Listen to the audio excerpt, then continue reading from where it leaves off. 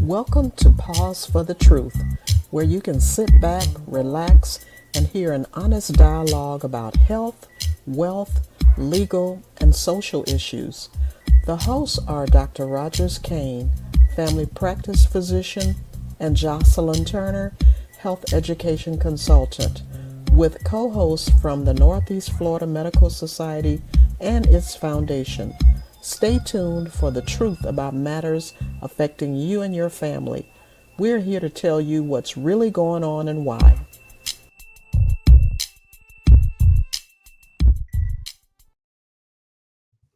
Good evening and welcome to this week's edition of Pause for the Truth, where I am sitting in a city that's scorching hot. Getting into my car and it being over 100 degrees is just unbearable.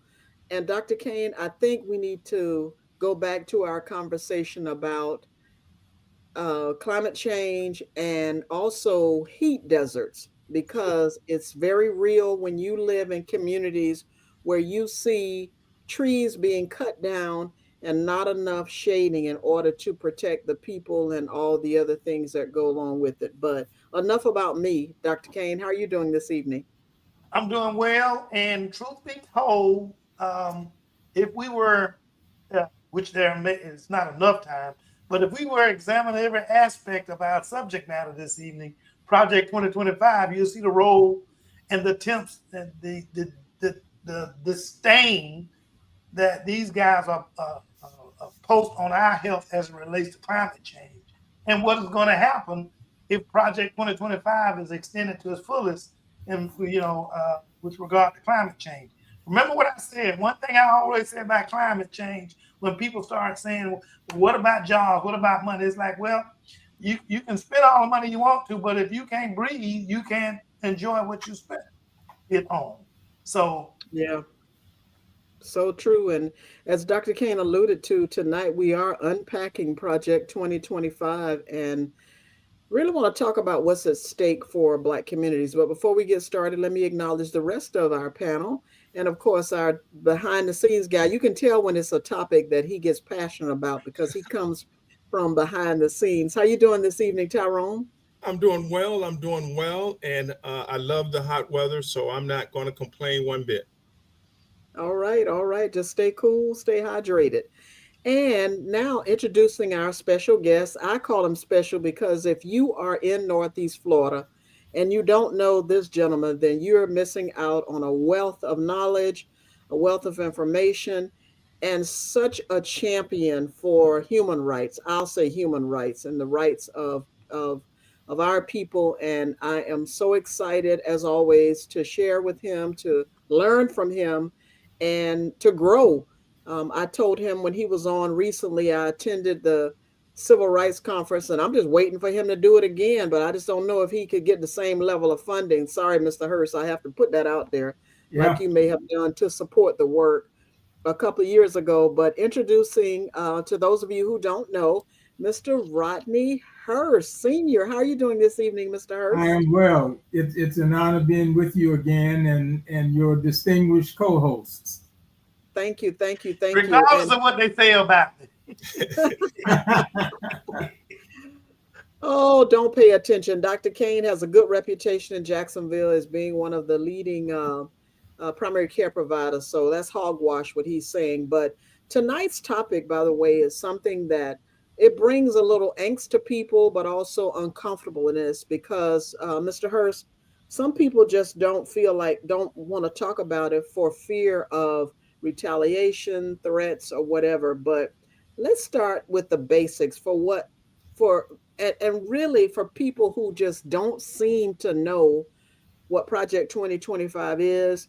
What exactly is Project 2025 and why should our community be paying attention to it? And Dr. Kane, you can also chime in as well. Well, Project 25 is really for me, it's another way of saying how do we exact racism on those folk with a black hue of skin.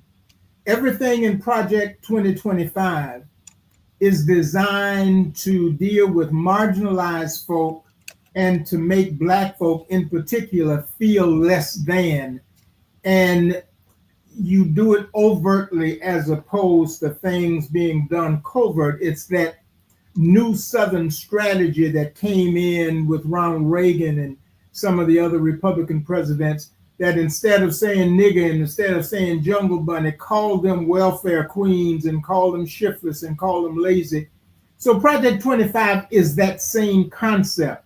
You know, this country was founded on racism.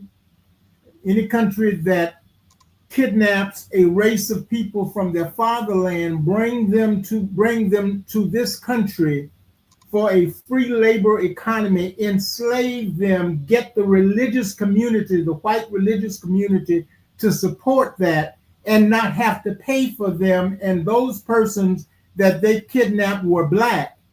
And you only thought of them as property. And then you fought a war to maintain that lifestyle.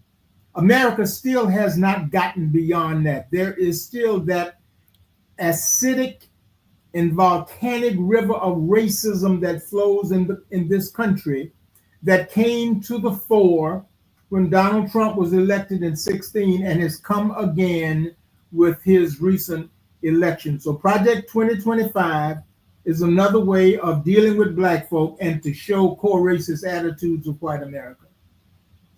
And in fact, Project 2025 is actually published by the Heritage Foundation, which basically they like to run their ideas run counter to equity and equality. Okay, they are very concerned about black folks having, as it says, equity in terms of fair treatment, access to things. We're not asking, you're always trying to portray it as if we're begging for something. All we want is a fair opportunity, just like that white folks doing. And one of the main things I do see from them, at least I feel, like I see a lot of fear. The fear I see is in losing that white privilege that they have gotten, that Mr. Hurst describes just now. All their lives, all the existence in the United States, more or less, maybe except for the first couple of years that the colonizers came over. But but most of the time here in this United States, here in this so-called democracy, it's always been white privilege, white privilege, white privilege. And if they can't have that, then they'll rather burn. It seems like they'd rather burn the house down sometimes.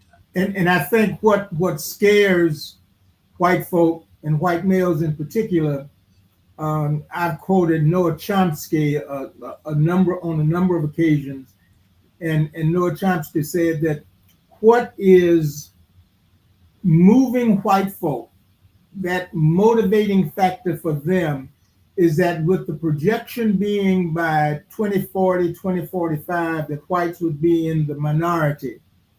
Many whites, especially white males, are afraid that black folk will do the same thing to them that they have done to us for 300 plus years.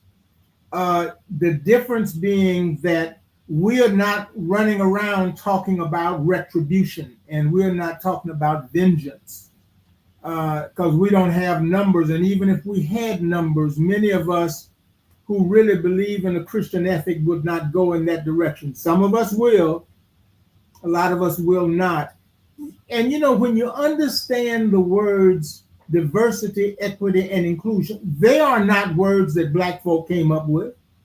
Those three words were developed and put together by white folk to make it easier for them to talk about things that they should have been talking about years ago. And so what they found out is that let's demonize those words. We came up with diversity, equity, and inclusion. We didn't want to say affirmative action anymore. We didn't want to say equal rights, so we said DEI. But let's demonize those words, and especially now that we've got a supporter in the White House, let's make sure that when we say make America great again, we're saying make America white again, and we want to revert back to those days when white was right and blacks always stayed back. And so here we are.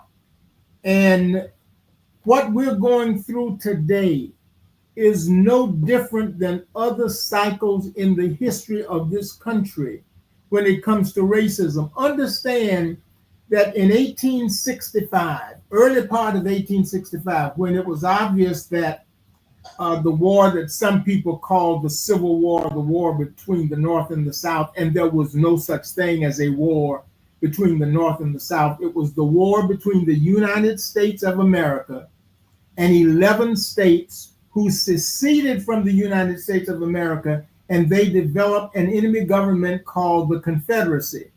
When it was obvious that they were losing, and the anti-slavery forces wanted to do something for compensation for those enslaved persons, those 5 million enslaved persons that were in this country at the end of the war. They basically said, we're going to give every person 20 acres. And then Secretary of War Edwin Stanton said, well, no, let's make it 40 acres. And General Sherman said, well, I've got these mules and we don't need them in the army anymore. Let me put some mules in the pot. So then it became 40 acres and a mule. So here you are, an enslaved person having worked for free, no compensation, being treated like property, like dirt, for all the time you have been your adult life in this country. Now you see the light at the end of the tunnel, and then Abraham Lincoln is assassinated. And the vice president who assumes the presidency, Andrew Johnson, is a supporter of slavery and a sympathizer to the South. So that 40 acres and a mule was eliminated, the so-called executive order. That eliminated the 40 acres and a mule. So Black folk went from having a future to nothing. And we were able to get over that hurdle.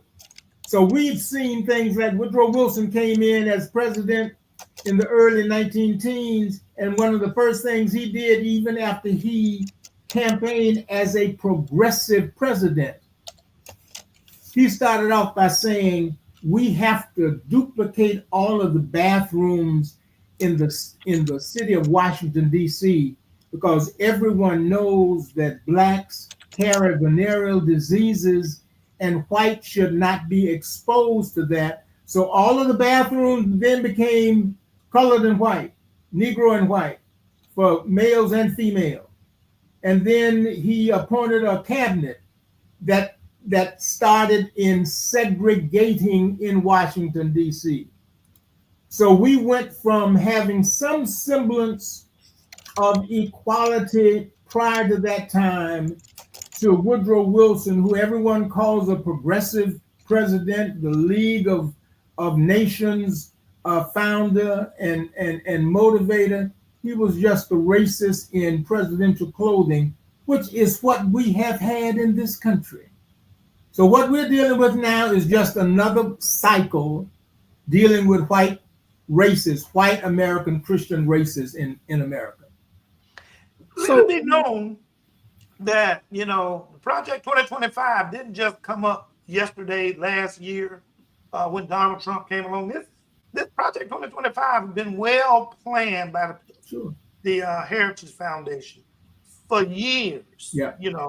I think Reagan might have been on the front end of this, as Mr. Hurst was when he talks about some of the actions that some of these people are doing and the behavior.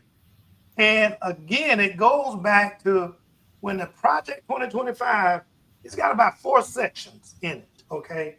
One is they want to affect the policy agenda, where they put their conservative policy into place, trying to reshape federal policy. Actually, what they're trying to do is blow up the government, is what I call it. But I want to be nice and say reshape federal policies, but they want to reshape it in a direction that is hostile to the interests of equity, equality, and Black progress.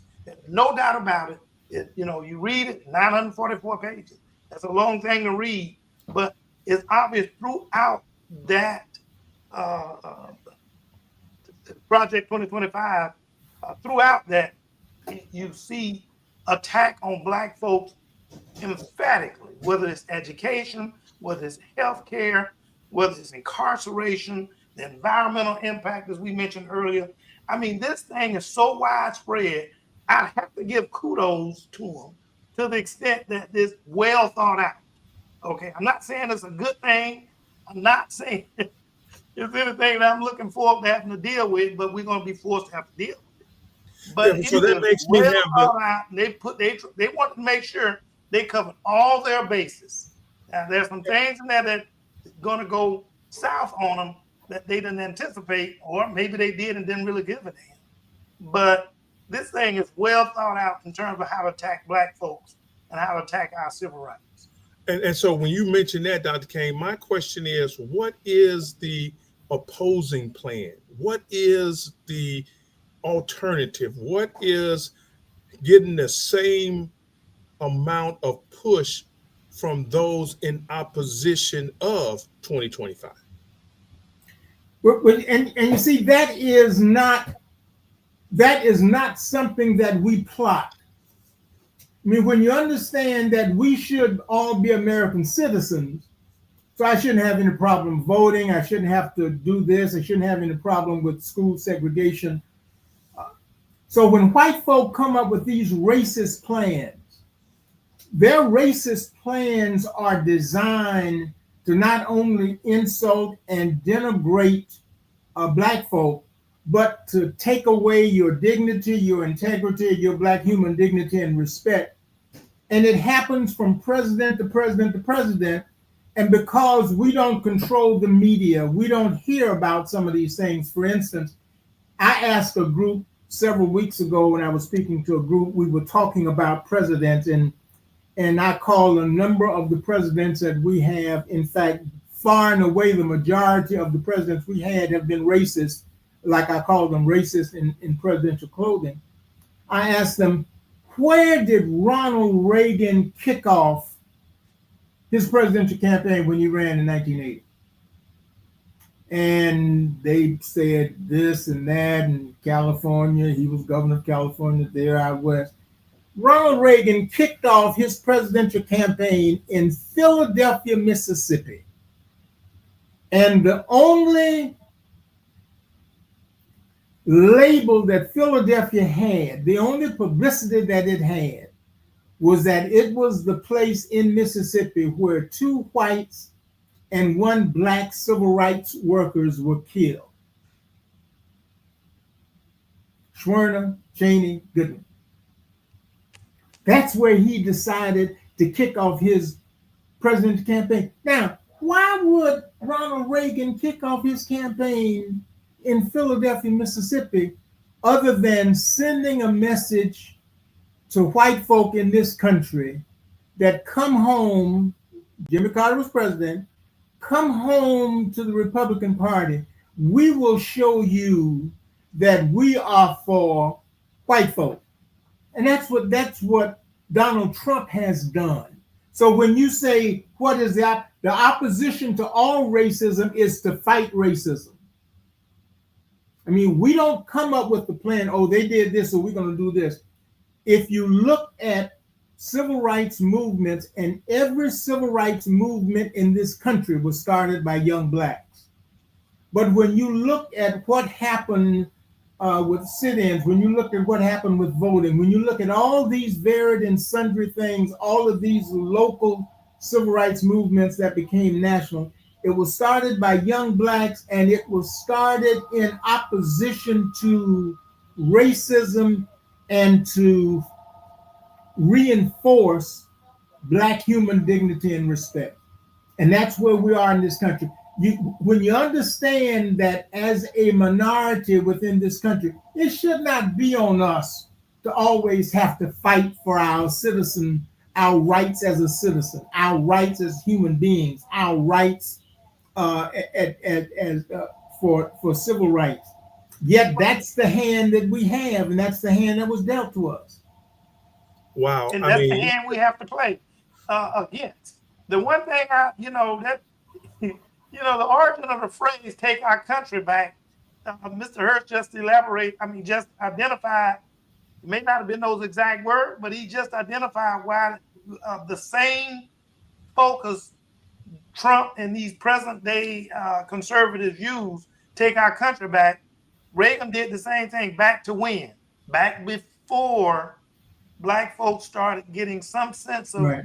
fairness in terms of what happens. So, definitely before the 60s, when they want to take it back to it at a minimal before the 60s, because Right. then women rights were very limited, black folks' rights were very limited. There was an expansion of them to take place as time went on beyond that. But now they're trying to retract those, like they're rolling in and out of a window. We're trying to roll it back up. Excuse me. Well, here's a And question.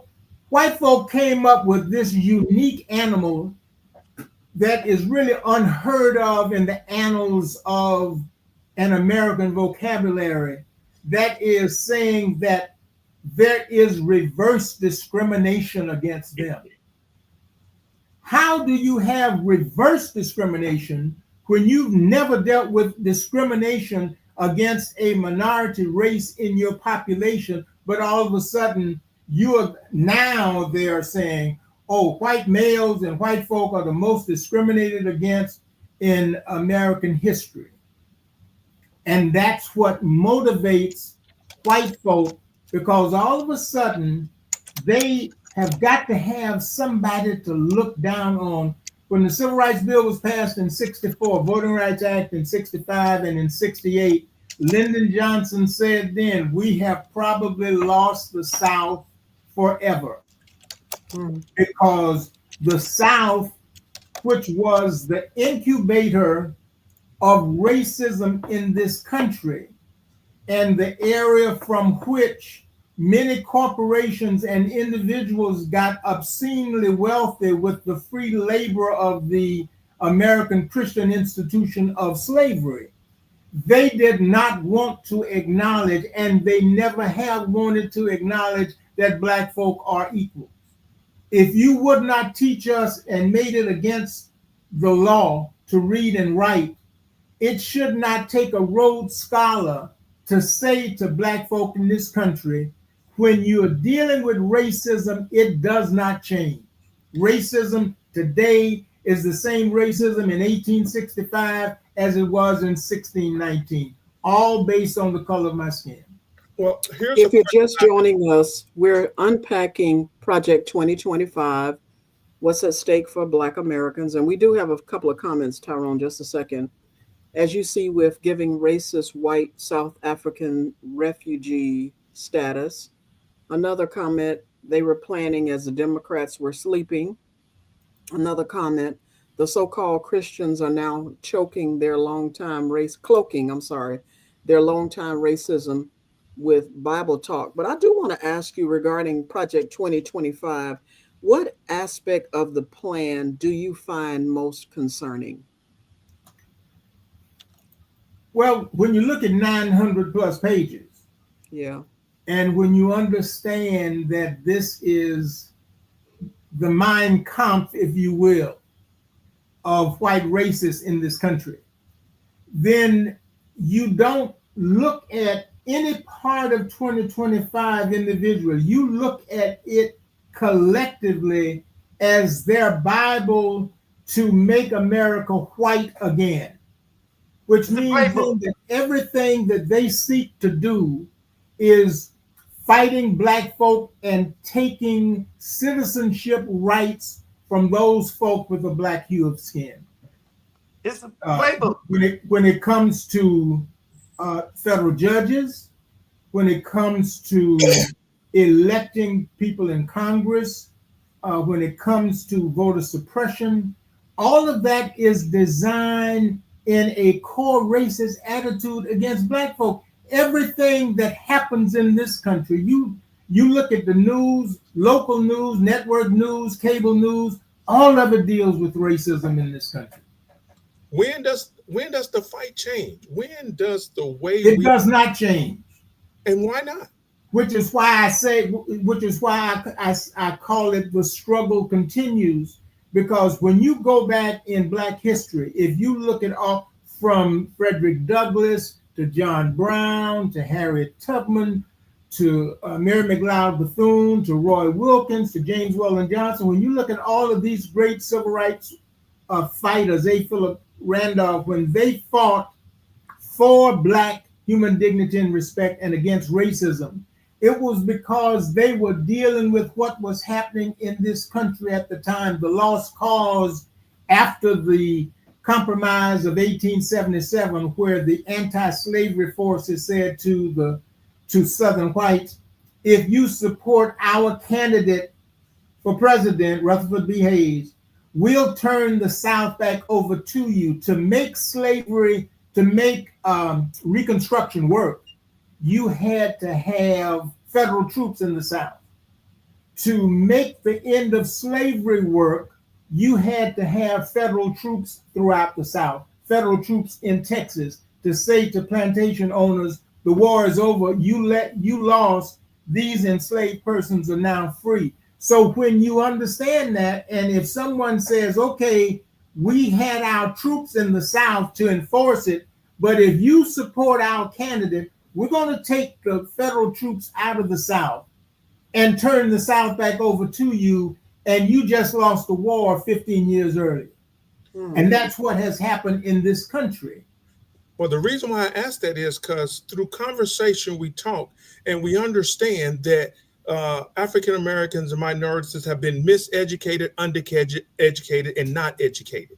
So you've just spent the last 3 minutes speaking of individuals who fought a battle of their time, but that information has not been passed on to the youth of today. What information, Tyrone? I'll need to finish. So why would you fight a battle in the same method of someone that a generation doesn't even know about?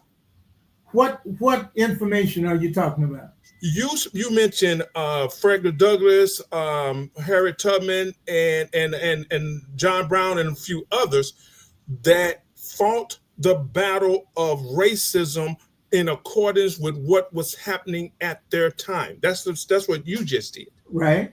Okay, so now I am saying that it is not a secret that our African American minorities have been undereducated, not educated about their history. So you want to use a method that was used during another time that they don't even know about in today. No. We still have that method today. There was no prescribed formula that Frederick Douglass used, that Harriet Tubman used, that A. Philip Randolph used, that Martin Luther King used, that Roy Wilkins used, that Jesse Jackson used, wherever the fight was necessary, because it's called the struggle. And the reason it's called the struggle is because white folks since 1619 did not want to represent who we were, warm human beings with blood coursing through our veins. They did not want to acknowledge us as humans, calling us property. We had to fight for where we are in this country. And the fighting that was done from 1619 up until now is because individual Black folk stood up to fight against the racism of this country. And that is with every generation.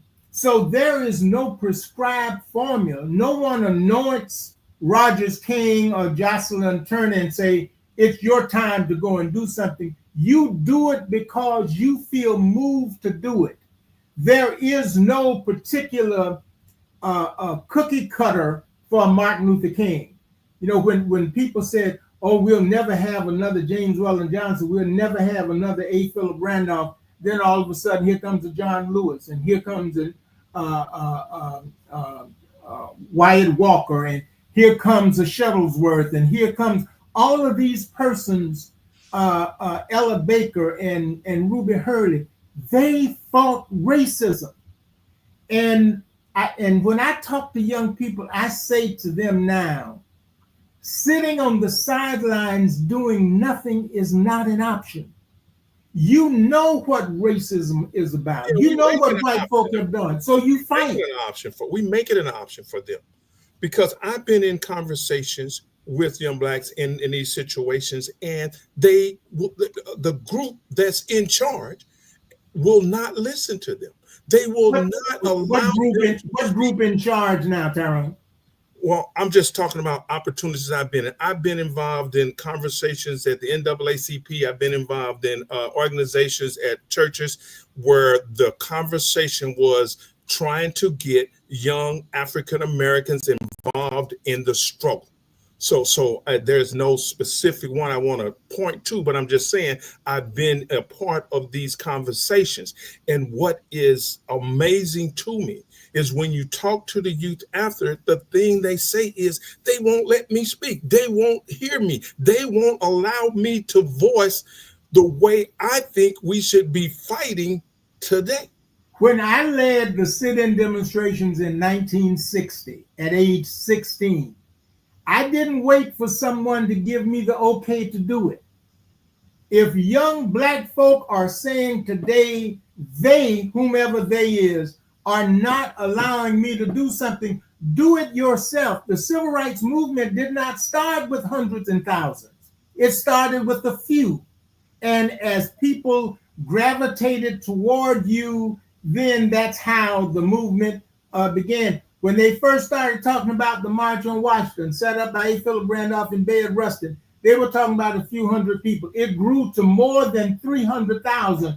The National Park Service said 300,000. It was much more than that.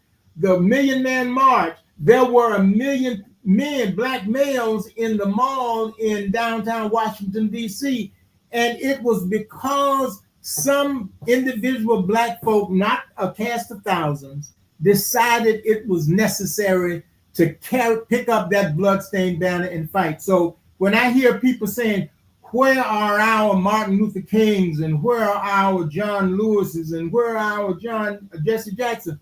You are the Martin Luther King. You are the John Lewis. You are the Jesse Jackson. No one is going to come down on a chariot and anoint you and say, okay, get out and fight for what you think you should be given as a citizen of this country. If white folk are doing things to you, you fight against that racism that they are employing. Well, that expectation does not fit the generation of today because why? Why does it not fit? I totally disagree with that too, because when it comes to other stuff, I see how young folks spread, the latest whatever your niche is, you use that, and you even if nothing has happened to you, let's just say if they've never experienced anything personally, they know somebody who has. All you have to and do that's is not take true. that one thing. That's I'm gonna not true. give an They don't know example. someone who does. I'm gonna give an example.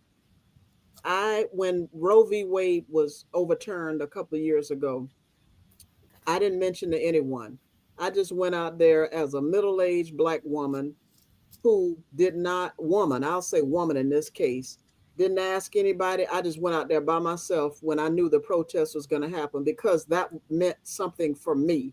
I didn't wait to ask anybody to go with me. I didn't get swayed from going because I didn't have anybody to go with me. That was something that I felt passionate about. So no matter what, even if nobody has a conversation with them, if they turn on the TV, if they go online, they're going to see something on there, and you don't agree with everything that's online. So if you see something or you read something, I was having a conversation with someone today about the injustice of that morgue being built in those black folks' backyard in North Jacksonville. They were not given a chance to protest as the people in St. Johns County who were given the chance to protest about the swap of land and protecting the natural environment near their homes, right? But the difference between the two communities, one was white, one was black predominantly, right? And so they were given the option, they were given advance notice of that happening. They got a chance to protest and voice their opinions. The black folks who are not, who are, low to middle income, who are low to middle income folks, they were not told about that morgue coming literally in their backyard. And they are seeming like no one is listening, no one cares. They don't want, no one want to rattle anybody's feathers, and they're just feeling hopeless, right? And so when we talk about, you know, young folk aren't given a chance, I'm sorry, I can't agree with that, because And all of, your I heard, and when I that heard Roe and v. your Wade, opinion is ageism. Ageism. when I You when I heard you Roe v. listen to the Wade, news. if You no, no, no, listen to Tyrone, I'm speaking now. I gave you a chance to speak. I listened. When people hear concerts are not coming to Jacksonville, people that they want to see, they go jump on the boat, on the plane, boat, whatever, and go where the concert is. I can't take that. You have to hear. If you hear about a concert, how come they don't? Beyonce doesn't come to Jacksonville. Well, what they'll do is they'll start advocating. Who can they call? Who can they find? What promoters that they can find to bring these folks? Whatever rattles your feathers, or mess with your mind, or whatever the case may be, you get on that. And I'm with Mr. Hurst. You be the change, right? If you don't like something happening, you be the change. But I want to get back to this whole conversation of, and just ask a simple question. Why do you think Project 2025 has flown under the radar for many people, especially in Black communities? It hasn't flown under the radar. I think that anything white folk come up with public schools, all of a sudden we were inundated with charter schools. And then the legislature said, okay, the money that we would give a school system per student to educate that child, if that child goes to a charter school, we'll give that money to the charter school. So every student that leaves going to a charter school takes money out of public education. So if public education does not have enough money, and Duval County, among other counties, are having a shortfall this year, oh well, the legislature says, okay, we're going to make sure that the bricks and mortar money goes to charter schools, even though many of the buildings in the public school system are 50, 60, and 70 years old. Oh well, charter schools are 10 and 15 years old. The bottom line is the the intricacies of what is happening in this country, the racism that is happening. White folk depend upon the fact that Black folk are not going to do anything, that we're not going to raise hell, we're not going to demonstrate, we're not going to boycott, we're not going to withhold our money, we're not going to selectively buy.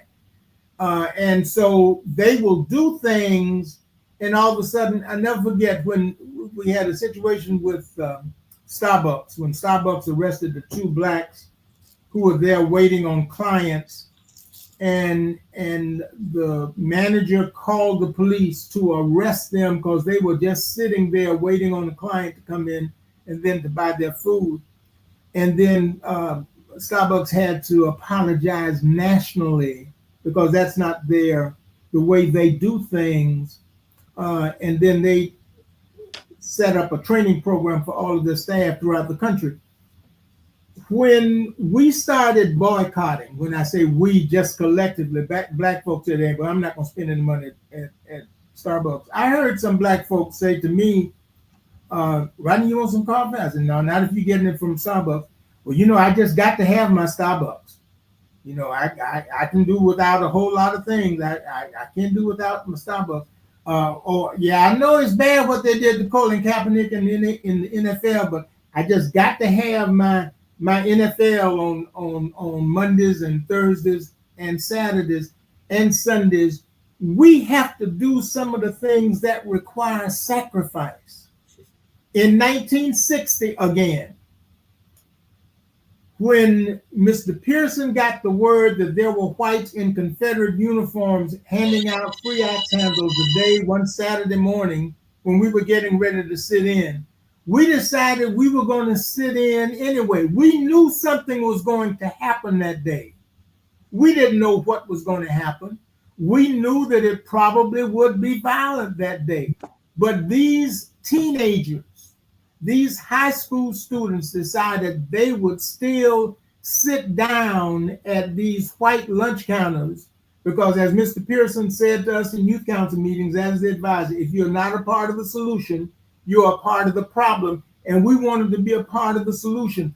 You cannot blame anyone else for what does not happen in this country if you're doing nothing. You know, JT, you mentioned earlier about the more, and Tyrone, this is also goes along with what you're saying.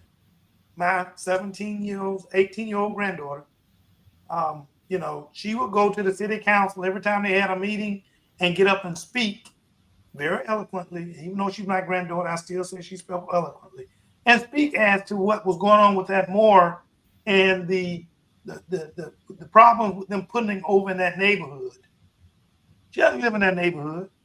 You know, she didn't have to go before the city council and do that. As a matter of fact, they got so sick of them going there, they started trying to change the schedule as to when that was going to be heard, or when they were going to be heard. You know, to make them sit around, you know, the usual tricks and that they play, you know, but they caught on to them and they still spoke, even though it didn't do any good. She still got up and spoke as to why not the liquor store, and again, not in her neighborhood. Why not put that morgue up there, not in her neighborhood? Okay. I didn't influence her on saying anything about it or doing it. She felt the need that needed to be done, and she got up and she spoke to it. Young folks have to remember that people like Mr. Hurst, and I'm not going to date him, but I will date myself. You know, old folks like myself, we're not the ones that's going to be experiencing so much of this stuff that you're beginning to see as these young folks that you're referencing. They're going to be the ones that have to live with it. You know, if I go with average lifespan, I'll be dead in 8 years. If I went with the average lifespan of a black man. Okay, so while, and I say that with a level of sarcasm that they need to get to be 70 years old. Okay, and they're going to be living in a world that if they don't step up to try to make some changes, them and their children are going to be living in a world that these white folks want to put you back to when your mama had to go out there, and maybe not your mama personally, but go out there and shine these white folks' clothes on their hands and knees. Right. You know, go out there and pick those beans and do whatever else. You know, they sent the Mexicans back. And, you know, Tyrone, since you like heat, they'll put you out there to pick them beans right quick. Since you don't mind the heat so much. And that is not an easy task to do. I've done it. And it gets hot as hell out there. I've done it as well. But the fact my go ahead. My whole point is, well, if you go back and look at Project 2025, again, I just want to mention, I got to say this real quick. There are 4 sections, but there's a lot to each one of these sections. There's a policy agenda whereby they want to provide a conservative policy. This is that racist organization, the Heritage Foundation. They far right extremists is who the Heritage Foundation is. Far right. So that means they're really racist. Okay, that's our code word for far right. Yeah, they're right. Really racist. Right. Okay, so these are really racist people that are trying to guide this administration and reshaping the federal policies to in a direction hostile to the interests of equity, equality, and Black progress. The other thing is they want to build a network of far-right extremists to fill the positions that Donald Trump, and he's doing it. These people who fill in some of these positions of authority, making decisions, can't tell their left thumb from their right thumb. That's right. Okay, That's right. But yet, because they're loyal to them, they're putting them in there so that they can enact these harmful policies that this extremist organization is trying to do. The other thing that they're doing is administration, presidential administration academy. They want to train future political appointees and equip them with skills to weaponize the government against us Black folks. And then and they got a 180-day playbook, and they are moving on it, and they're moving fast. They're going to affect health. If I tell you some of the things that they're going to do, which I can, but we don't have long enough program to get into all that. When I say they're going to affect healthcare, you're not going to have health care like what you're Right. familiar with. Any surgeries and stuff to get done, you may not get them done. Not uh, one reason because insurance and all the different things that they're trying to affect on that. The other thing is the when it comes to education, and that's the next thing that we want to do. This podcast was going to be an introductory, just talking about Project 2025. It's so vast, but I did want to focus. We want to do our podcast and focus on the effect of Project 2025 on Black education, and that should help answer some of your questions as to what you're discussing. And we definitely want to get into it because it is our kids and our grandkids. And these white folks should be afraid. You see what they're doing. Look what they did up in Florida. Put in this other person as president. A Trojan horse is what I call it. Yeah. Put in a Trojan horse to help diminish the effectiveness of that university. And white folks have every right to be scared.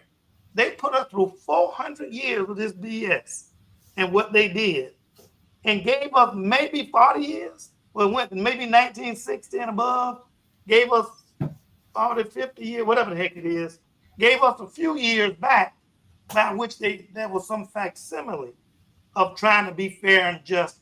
And we just skyrocketed in front of them in terms of education, especially Black women, but in terms of education and things that we were able to accomplish, given that 400 years of their foot being on our neck. And when they got it off just for a brief moment, we accelerated so quickly, they're afraid to death about what we're going to do next. So now, listening to what, say something, because I've got something to say after you make your comment. but I want to piggyback. I want him to answer this question in his response. Tyrone, how do you think we can better equip our community, especially younger generations, to recognize and resist systemic rollbacks? I think the first thing we have to do is to take ownership as the seniors, the adults. We allowed this to happen to the degree that it did. We did not fight for their education. We did not stand up against when they made changes to the curriculums, and we didn't educate our children at home. So your question is for me is a simple one. We have to get involved in educating the youth of today with the knowledge that we have so that they can be on the same page of understanding, having grown up in their lifetime and seeing fewer the hardships of life that they have. But we did. That's where Brown v. Board of Education came from. That's where Black History Month came from. That's where Martin Luther King's holiday came from. That's where Carter G. Woodson in 1926 started Negro History Week. I mean, we did that. What white folk have done as a counter is ban our books and ban Black history. So when they do that, our response is to continue to teach Black history and continue to talk about those Black history books. We cannot always say, because first of all, racism is the umbrella. But things in this country, from a war to maintain enslavement and in chains, from Jim Crow, from de jure and de facto segregation to Black codes, all of these things happen because white folk decided they wanted to impose their core racist attitudes on us. And over the 300 plus years, we said we're not going to stand for it. And we're saying it now. The fact that everyone does not understand that. We had some young folk during the sit-ins, and when I talked to the Greensboro Four, they said same thing happened to us up in Greensboro. We had some Black kids. I had some of my friends who wanted to go with us downtown, but their mothers or their fathers or their grandparents said, don't you go down there. Don't you go down there messing with them white people. So the bottom line is we still have to do some things in spite of. And when you talk about where were we when we allowed those things to happen, we have been fighting those things. And many times it's an uphill struggle. We're swimming upstream because you got whites in the legislature who do what they want to do. You got whites in the school board and in the city council that do what they want to do. And we still fight.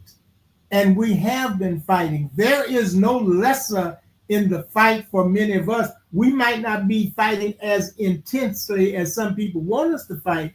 But one of the things I ask folk when they tell me, oh, the NAACP is not doing anything, the Association for the Study of African American Life and History of Solid, they're not doing anything. My next question to them is, are you a member of the NAACP? Are you a member of a SOLID? Are you a member of any Black organization that's striving to improve Black human dignity and respect and fight racism? And the answer is invariably no, which means that a lot of Black folks sit on the sidelines waiting for other Black folk to fight their battles for them. And it's been like that. It didn't just start. I mean, when you look at the proliferation of Black Republicans we have at national level, in the national government, who amen everything that Donald Trump said. It's ridiculous. It's reprehensible. It's insidious. It's vulgar, and everything else you can say. These folk have no integrity. When I attended the National Urban League Conference, Harriet Tubman famously said, whether she said it or not, she's given credit for it. I could have saved more enslaved persons had they realized they were enslaved. Yep. A couple of years ago, on that note, I attended a National Urban League conference, and the CEO of the National Urban League, Mark Morial, said, and for those of you who have friends who texting you and sending you a message on the DM complaining about this and that and the other, tell them to get from behind those DMs and those text messages and get out there and fight the fight. And I tell people, my friends say it all the time, oh, you so not, that's so nice, you do that, like join me. But when I say join me, come to that, because I've been a member of the Jacksonville Urban League now since 1989, and I'll periodically invite my friends, and I'm not calling any friends out, they know who they are. They'll say, oh, that's so nice of you to do, but don't send me a message about, oh, did you see? No, what are you doing about? Instead of complaining, what are you doing? We do this podcast, for example, in my opinion, we don't get paid. For anybody who think that, we get paid to do this, we don't get paid. We are volunteering our time, sharing information. And so I feel good every because night we when I saw a go. need. Right, because Right. we saw a need. So Right. I feel good that whatever your platform is, your expertise is, Tyrone, I think it was your son I saw that uh had a passion about a cemetery, didn't like how it looked. And so, and that was wonderful. And if everybody takes that one thing that is bothering them and let that be your movement, that's your thing. If everybody sees something that they are dissatisfied with in their community and rally their circle of influence and start doing something about it, those small changes is what we need. If you're just tuning in, we are unpacking Project 2025. Let us hear from you of what you think is at stake for Black communities when it comes to Project 2025. And Mr. Hirsch, you've done a great job of sharing the historical parallels, and it, quite frankly, it sometimes gets frightening. Again, I reference Roe v. Wade as a woman because, and I like what you said, it may not, Dr. Kane, it may not affect me personally, but it wasn't about me personally. And what was so interesting when I was out there, that young woman that came up to me, because I had my sign, it clearly showing that I was in favor of I was pro-choice. And she asked me, was I a Christian? And I countered with, how many babies that you're trying to save have Right. you fostered or adopted? Right. And she said to me, I would if I could afford it. I said, right, that's a choice that you made. All I'm suggesting is that people have a choice to do what's best for them. Yeah. And if people understand that, then they would understand it better. All we want are choices and rights. right? We're not trying to encroach on what you have.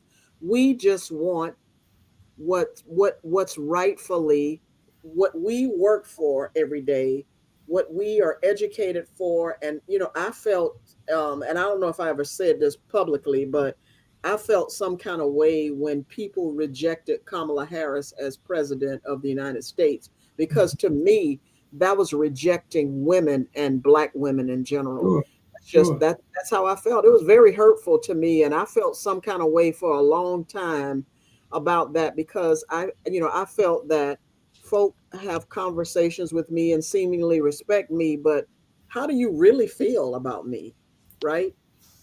When I was age 11, which was 70 years ago, I'm 81. At age 11, and I went to Mr. Pearson's American history class, who was also the advisor to the youth council. And for this Black male teaching eighth grade American history to stand up in his class and say to us, freedom is not free.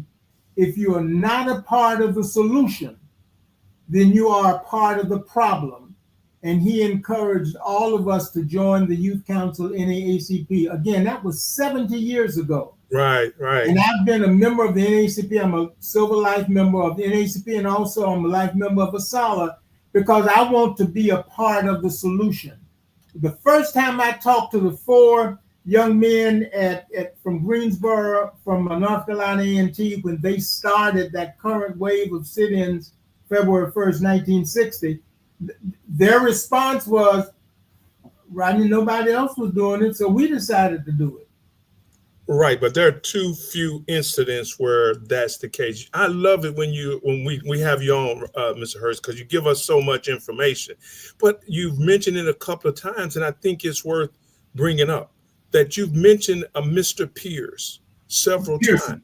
Pearson, and then you talk about his influence. So it is important that we understand that in today's society, the youth don't have as many Mr. Pearsons. They don't have the society is crafted now to show them a pathway through entertainment and sports that does not allow for any other considerations when they're not getting it from anywhere else.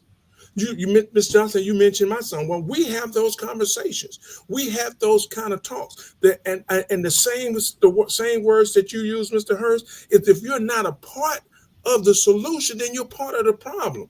So when things happen in his life and he is passionate about them, he understands that he has to be a part of the solution. But we're missing out on the fundamental understanding that the societal change and the psychological effects on what they've done is not giving us enough Mr. Pearsons, Mr. Nurses, and Mr.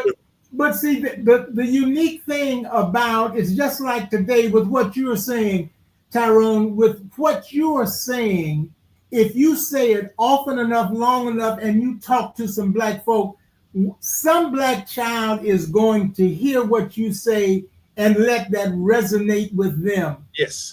You never know what you might say that triggers someone to say, I'm not going to wait on anybody else. I'm going to do something myself. When you get on a picket line carrying a picket sign, you are doing that because you want to make a difference, and it might not manifest itself with you. When we sat in at the lunch counters, we didn't sit in. In fact, the book that I wrote, it was never about a hot dog and a Coke, really means we did not sit in to drink a beverage and to eat a sandwich.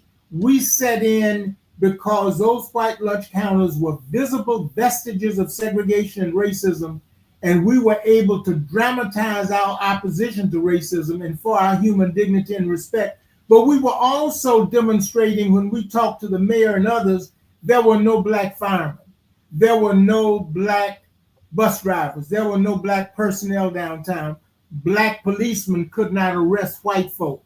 I mean, it was a whole plethora of things, that we had, that we were saying that we were sitting in for, not just to integrate a lunch counter. And within 2 or 3 years, it took some time, but within 2 or 3 years after 60, some of those things began to happen, but we invested our time not knowing whether or not it would ever be accomplished during our lifetime.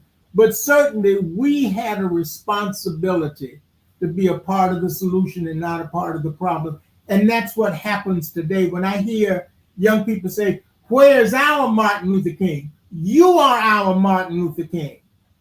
Where's our John Lewis? You are our John Lewis. Where's our Ella Baker? You are our Ella Baker. Don't Okay, wait they for gotta somebody be else trained to when be you that. know racism is exacted on you and people who look like you. And that's what I So say to black folk, and that's what I say to young blacks every day. Don't wait for somebody else to tell you that you're being discriminated against. You know what's right and wrong. and the Miss Turner, difference let me say this. between today and years ago, we have so many channels that we can hear about what's happening versus back. Just imagine back in the day when Martin Luther King Jr. was around as a young man. He didn't have the internet or sometimes not even television, but they got word about situations that were happening, injustices that were happening in other cities and states, and they traveled. They didn't have the resources to travel places like we do now, in my opinion. But I want to ask you, as we because we we're Before well you into leave the that, hour. Miss Jocelyn, before you leave that, and what happened was because we did not have those venues, Mhm. that's why the black church was so important to the civil rights movement, because the black church gave us not only venues, but also the inspiration to get a lot of things done. And anybody who has a history of Christianity and who studied the Bible at all understands that the Middle East, as white folk talk about it, and the Bible and the Holy Lands and Christ walked Mhm. in and around the continent of Africa. So we understand that Jesus was not a nice, I'm going to do it by the book. He was a radical. So we need to understand that things don't always go by the book. And so we had the civil rights movement started in churches.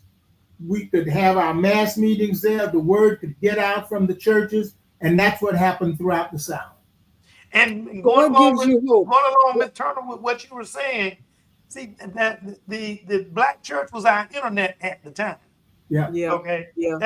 that was our internet. Now, and it was very effective.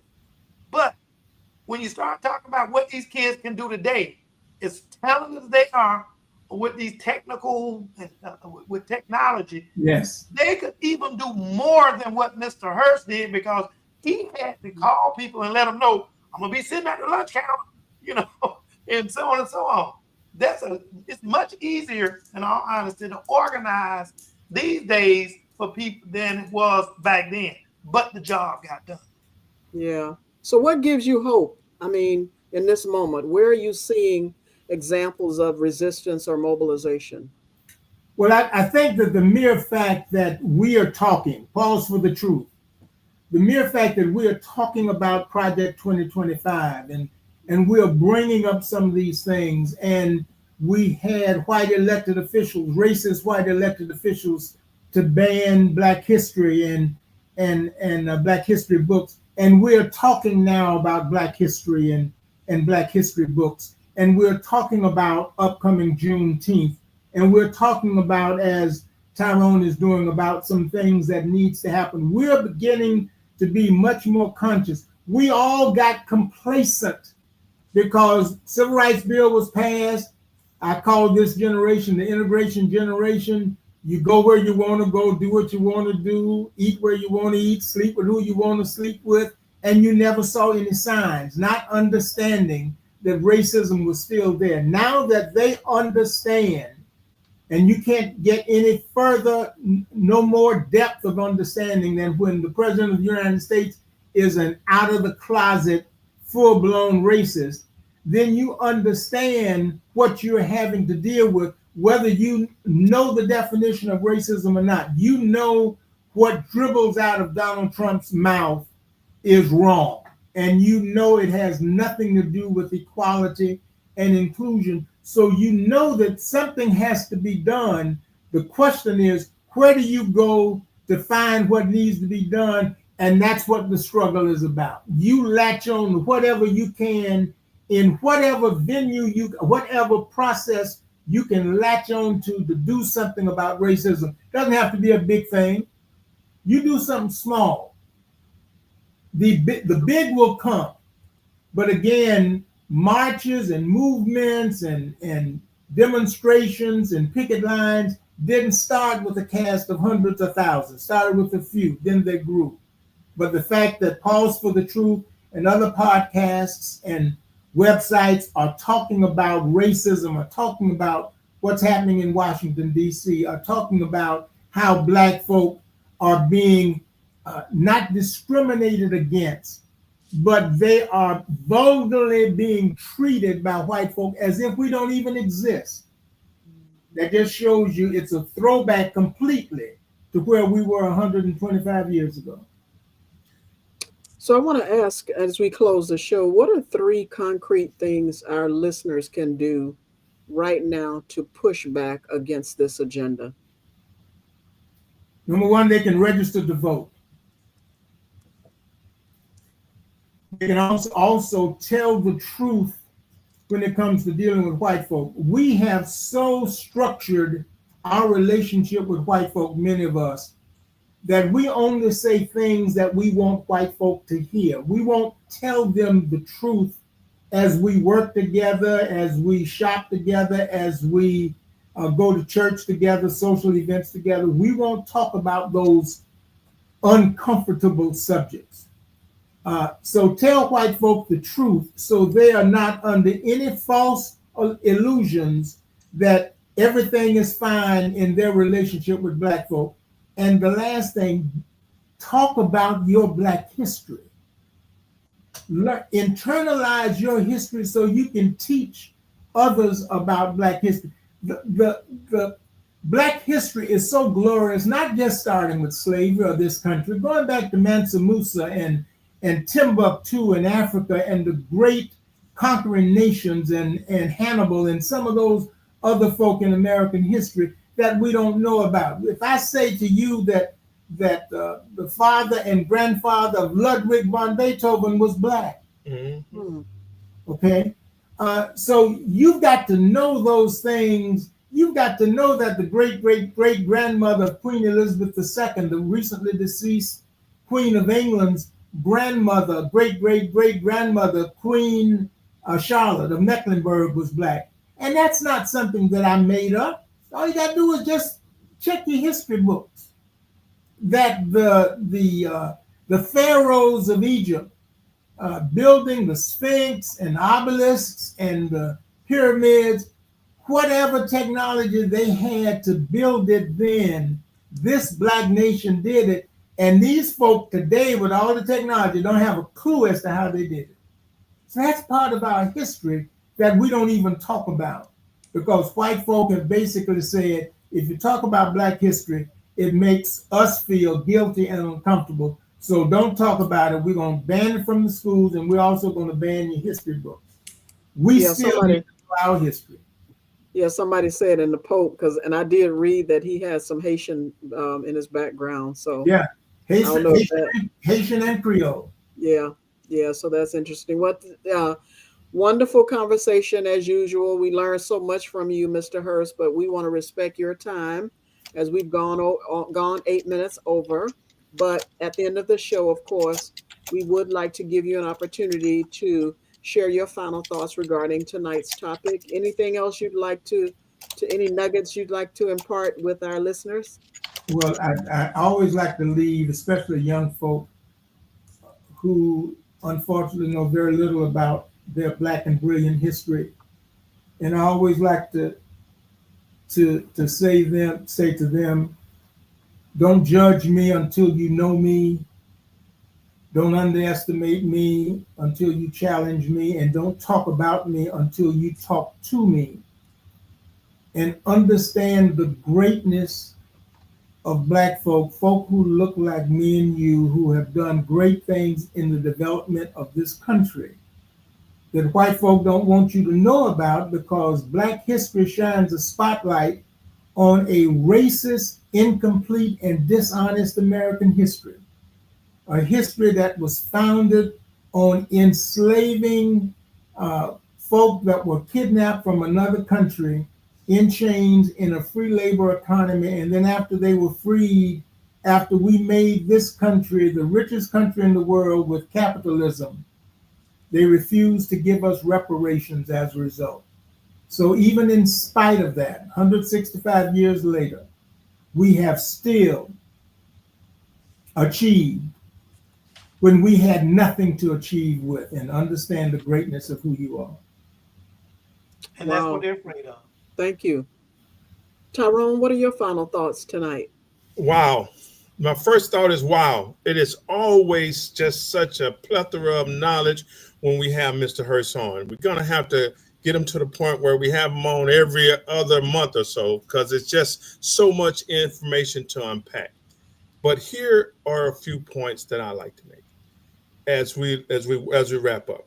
It is important that we understand how important it is to address our history. A couple of times through the conversation, information or things were said about the internet and the power of the internet. Well, the internet is full of racism as well. There are algorithms that are designed so that they only send the information to the person based on the things that they've said that they like. So if you've never given them the information to search about Black history, then it's never going to come up. So there has to be some specificity. We have to, as adults who have seen and gone through some things, be able to introduce into the thought process of our youth the understanding of it's not what it seems. The world is different. And you have to do what Mr. Hurst says, and you got to be the change. Being the change means first understanding that it's different. There are too many children today who rely on the fact that if things get tough, they can go home and live with their parents. And their parents continue to shelter all the responsibility of life while they do nothing. It is the responsibility of adults to impart into the youth the power of our past and the passion of our future moving forward. Thank you, Tyrone. Thank you for that. Dr. Kane, what are your final thoughts? Well, first of all, once again, Mr. Hurst, I want to thank you for agreeing to come on. I'm agreeing with everyone else that you're a wealth of knowledge, and we want to continue to tap into that knowledge. Obviously, you got many other things to do, but whenever you have the gracious time to spend with us on here on Pause for the Truth, we most certainly appreciate it. One other thing I want to say, and then I'm going to do a closing statement I kind of came up with. When we start talking about Black male role models and teachers and stuff, there are some men out there that I would like to recognize that they are working with those troubled boys and troubled youth. And, in particular, Dr. Jerome Mosley with Bridge Builders, he's not getting paid for anything. He works his weekly job, in the school system.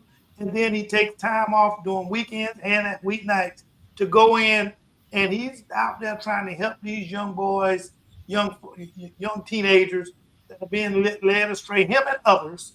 I'm not just going to say him, but I can't name everybody else. But him and others, they are out there trying to educate these youth and steer them in the correct path. Now, with that, I want to say that our discussion. In our discussion tonight, we talked a lot about we must not forget what we must not forget is that Project 2025 is about our future, and we must protect our future from the disdain and the harmful effects of the past that white folks have dealt to us, and is trying to do it again, as a matter of fact, through Project 2025. For those of who want to sit back and wait for somebody else to take the lead or to go out and do something, you can, because you don't want to get involved, you can try to stay in the fray and not do anything. But I can guarantee you, if you don't fight up front right now, you will be fighting from behind soon. Right. So you need to step up while you got allies, while you while you got other people to work with you beside you. This is the time for us to step forward, not when we've just about lost everything, because they moving Project 2025 quickly, okay? And that's going to harm a whole lot of people. I can't even begin, we didn't even begin to discuss what it's going to do with a lot of people. But I will say this, if you want a quick and dirty read on it, because it's 945 pages, if you want a quick and dirty read on it and try to get an understanding of it, I read this, even though I still reading Project 2025, 200 Dangerous Truths About Project 2025 by J.E. Fowles. It's short, it's concise, it talks about, it summarizes Project 2025.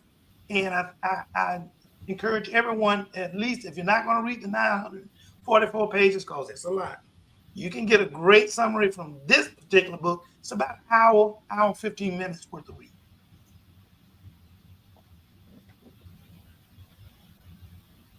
Dr. Kane, we may need you to mention that again, but I that put book it in again. I put it in did the put chat. it in the comments, but it is 200 Dangerous Truths About Project 2025 by J.E. Fowler, Fowlers. Thank you. And thank you again, Mr. Hurst. As we've heard today, Project 2025 is more than a policy blueprint. It's a direct threat to civil rights, equity, and the hard fought progress our communities have made. This isn't about politics as usual, it's about protecting our freedom, our families, and our future. Now is not the time to sit on the sidelines. Whether you're a student, a parent, an elder, or an advocate, you have a role to play. Learn what's at stake, talk about it in your circles, and most importantly, make your voice heard at the ballot box and in your community. We thank Mr. Hurst for breaking this down so powerfully. Let's stay informed, stay organized, and stay connected because our future depends on it. Until next time, keep asking questions, keep resisting, and keep building the world we deserve. And of course, tune in next week for Pause for the Truth as we have another insightful conversation to hopefully help educate you about matters that you may not have known about. We are trying to identify some great speakers, such as Mr. Hurst, to impart their knowledge to us because it's important. As we say, as I said, it's not time for us to just sit on the sideline. Thank you again for tuning in to Pause for the Truth, and don't forget to subscribe to our YouTube channel. We want to grow. Good evening. We appreciate you spending time with us on Pause for the Truth. Ms. Jocelyn Turner and Dr. Rogers Kane are grateful for your support. Don't forget to like us on Facebook, catch us live on Twitch, and most importantly, subscribe on YouTube. A big shout out to Tyrone Jackson at Call Tyrone IT Services for keeping us connected. Join us every Tuesday at 6:30 p.m. Eastern Standard Time for more enlightening discussions. Thanks, and see you next week.